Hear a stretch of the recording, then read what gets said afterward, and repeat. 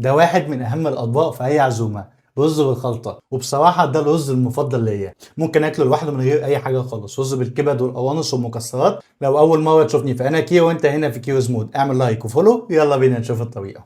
هشوح المكسرات بان اضيف شويه من الزيت عليهم. المكسرات اللي بحبها ممكن لوز او ممكن فول سوداني. اول ما الاقيه وصل للون ده هضيف شويه من الزبيب واضيف رشه قرفه خفيفه.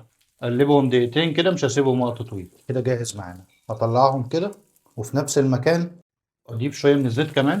اروح نازل بالقوانص عليها ورق لورا وحته من القرفه. اول ما الاقيها بدات تدخل على سوا كده اجيبها على جنب كلها واروح ضايف الكبده. اضيف عليها نص معلقه من الملح ونص معلقه من الفلفل الاسود. ويا سلام بقى لو ادلعها برشه قرفه زياده. اقلب كل الكلام ده مع بعض لحد ما الكبده تستوي، اتاكد ان كله استوى وارفعها على طول.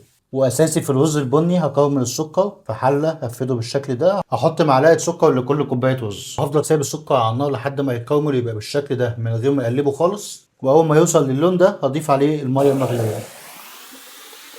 ضفت المنكهات عبارة عن توابل صحيحة مكتوبة قدامنا ونص مكعب من المرقة وملح وفلفل اسود. واساسي طبعا شويه كويسين كده من القرفه. اقلب بقى كل ده لحد ما يغلوا مع بعض. اروح ضايف الرز. بحب احمر الرز الاول، ده بيخلي الرز مفلفل جدا وما بيعجنش. في ناس بتحب تحطه كده على طول. هقلبه الاول على نار عاليه كده، خليه يغلي غلوتين وبعد كده اهدي النار خالص واخلي الرز يكمل سواه. بصوا كده الرز طلع مفلفل على الاخر، كل رزايه لوحدها. عايز اقول لكم ان الريحه خطيره من دلوقتي.